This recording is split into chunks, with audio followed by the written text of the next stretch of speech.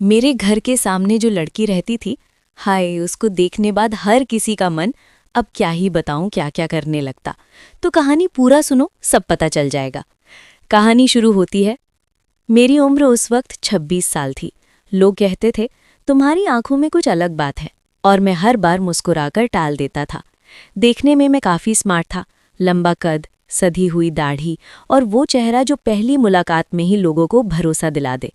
पर इस सब के बावजूद मेरी जिंदगी में एक अजीब सी खाली जगह थी।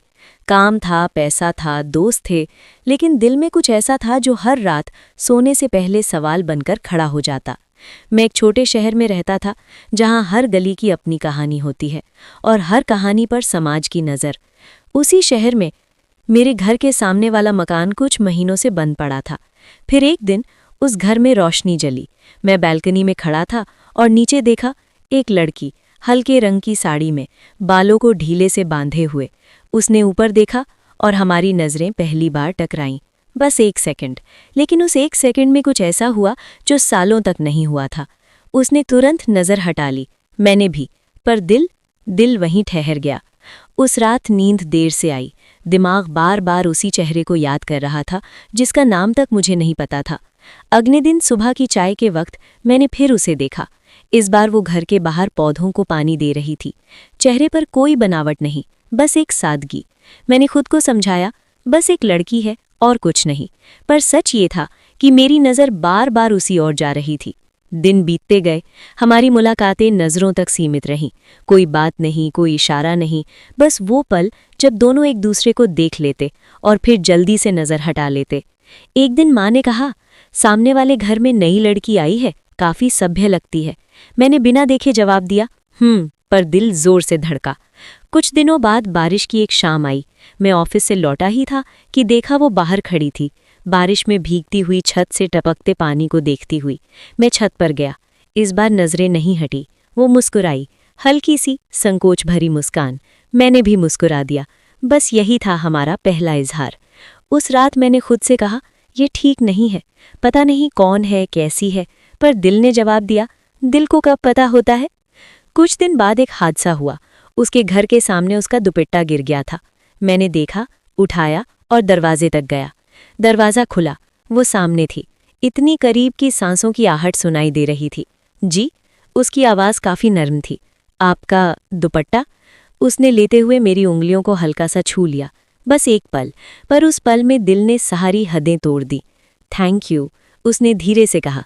मैं कुछ नहीं बोला, बोल पाता भी क्या। उस दिन के बाद हमारी खामोशी और गहरी हो गई।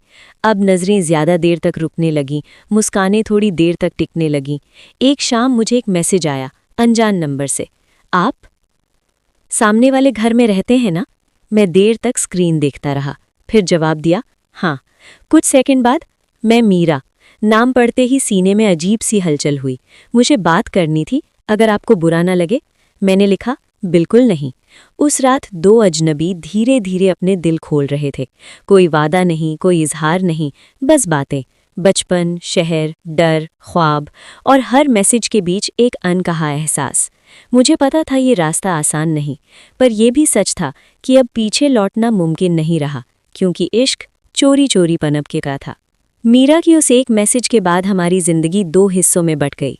एक हिस्सा जो सबके सामने था, सामान्य, सधा हुआ, और दूसरा जो मोबाइल की स्क्रीन के पीछे धड़कता था। हम रोज़ बात करते, पर कभी हद पार नहीं करते। शायद इसलिए क्योंकि दोनों जानते थे कि अगर ये रिश्ता ज़रा भी ऊंची आवाज़ में बोला गया तो टूट जाएगा। मीरा बहुत कम बोलती थी, पर जब बोलती तो सीधे दिल में उतर जाती। एक रात मैंने उससे पूछा, तुम इतनी चुप क्यों रहती हो? काफ़ी देर बाद उसका जवाब आया, क्योंकि ज़्यादा बोलने से लोग सवाल पूछते हैं। उस एक लाइन में मुझे उसका डर दिख गया। कुछ दिनों बाद हम पहली बार आमने सामने बैठे, शहर से दूर एक छोटी सी चाय की दुकान पर। वो आई, हल्के रंग का सूट, आंखों में वही संकोच। मैंने देखा तो दिल ने कहा, यही है। बातें शुरू हुई, रुकी नहीं। बीच बीच में खामोशी आती, पर वो अजीब नहीं लगती। अचानक उसने कहा, मुझे नहीं पता ये सही है या गलत, लेकिन मुझे अच्छा लगता है आपसे बात करना। उस पल मेरे अंदर का सारा संयम हिल गया। मैंने धीरे से कहा, मुझे भी। बस कोई वादा नहीं, कोई इजहार नहीं, पर उस एक मुझे भी में हम दोनों बहुत आगे निकल चुके थे। कुछ दिन बाद सच्चाई सामने आई। मीरा ने खुद बताया वो पहले से एक रिश्ते में बंधी थी।